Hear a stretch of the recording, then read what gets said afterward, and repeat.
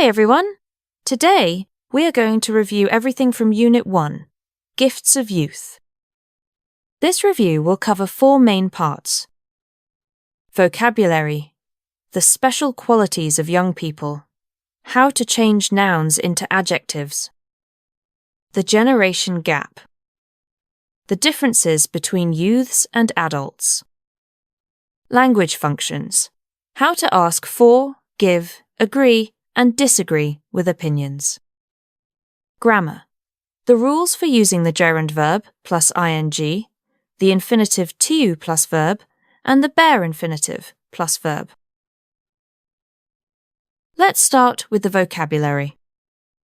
Adventure, adventurous, audacity, audacious, vigor, vigorous, ambition, ambitious, gift, gifted, talent, talented, enthusiasm, enthusiastic, optimism, optimistic, innovation, innovative, imagination, imaginative, reliability, reliable, efficiency, efficient, priority, prior, curiosity, curious, self-confidence, self-confident, independence, independent, energy, energetic, vitality, vital, patience, patient, sociability, sociable, strength, strong, responsibility, responsible, maturity, mature, passion, passionate, loyalty, loyal, secret, secretive, laziness, lazy. Now let's talk about the generation gap. Generation gap is a difference in opinions or values between young people and adults. Sometimes, these two groups use negative words to describe each other. Youths think adults are authoritarian, bossy, intolerant, mean, nosy, old-fashioned, severe, undemocratic. Adults think youths are careless, disobedient, immature, irresponsible, obstinate, rebellious, thoughtless, untidy. Next is collocations. Collocations refer to a group of 2 or more words that usually go together. Abstract concepts. Fulfill or realize a dream. Negative stereotypes. Make a decision. Generation gap. Artistic talent. Next, we learned how to ask for opinion, give opinion, agree and disagree in English. Asking for opinion. To ask someone what they think, you can say, "What do you think about?" "Do you think that?"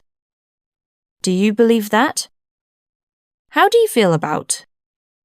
"What's your opinion about?" "Please, tell me your opinion about." "Are you for or against?" "What's your view about?" "What's your viewpoint about?" "What's your point of view about?" Giving opinion. To give your opinion, you can start with I think that, I believe that, I feel that, I guess, it seems to me that, I would say that, from my point of view, in my opinion, To my mind. For me. As far as I'm concerned. Agreement. If you have the same opinion, you can say, I agree with you. I share the same view. I think or feel the same way. I think or guess you are right. I think or guess so. Absolutely. Exactly. Precisely. I couldn't agree with you more. There is no doubt about it. I am of the same opinion. Disagreement. If you have a different opinion, you can say, I disagree with you. I don't share the same view. I don't think or guess you are right.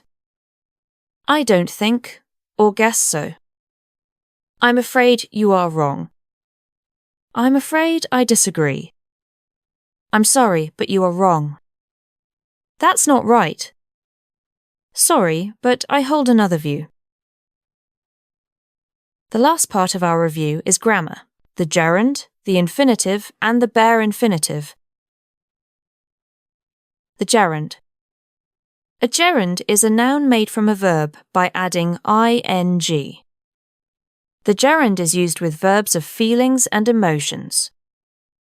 For example, like, love, enjoy, adore, prefer, dislike, hate, detest, loathe.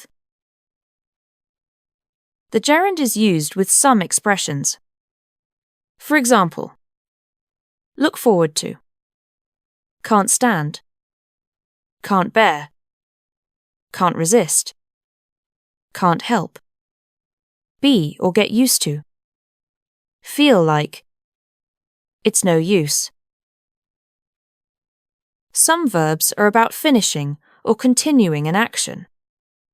For example, imagine, finish, keep, stop, miss, avoid. The gerund is used after prepositions. For example, in, on, about, at, with, without, for, of, after, before. The infinitive is when we use to before a verb. The infinitive is used when you talk about future and plans. For example, want, hope, plan, decide, intend. The infinitive is used when you talk about promises and agreements. For example, promise, swear, agree, refuse. The infinitive is used when you talk about desires. For example, would like, would love, need, choose. The infinitive is used after question words.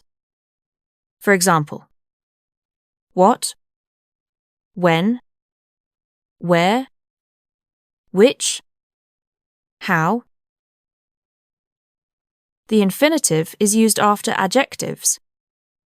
For example, happy, sad, eager, determined, surprised, sorry. The bare infinitive is the form of a verb without to. The bare infinitive is used after modal verbs.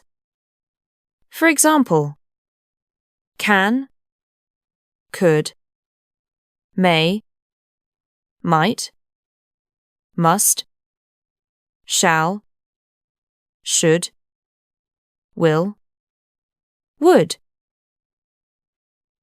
The bare infinitive is used after causative verbs. For example, let, make, have. The bare infinitive is used after perception verbs. See, watch, hear, feel, notice. Verbs that take both gerund and infinitive with meaning change. Stop. He stopped smoking. He stopped to smoke. Remember. I remember meeting him. Remember to call me. Forget. I'll never forget visiting Paris. Don't forget to lock the door. Try. Try eating less sugar. I tried to open the door. Regret. I regret telling him. We regret to inform you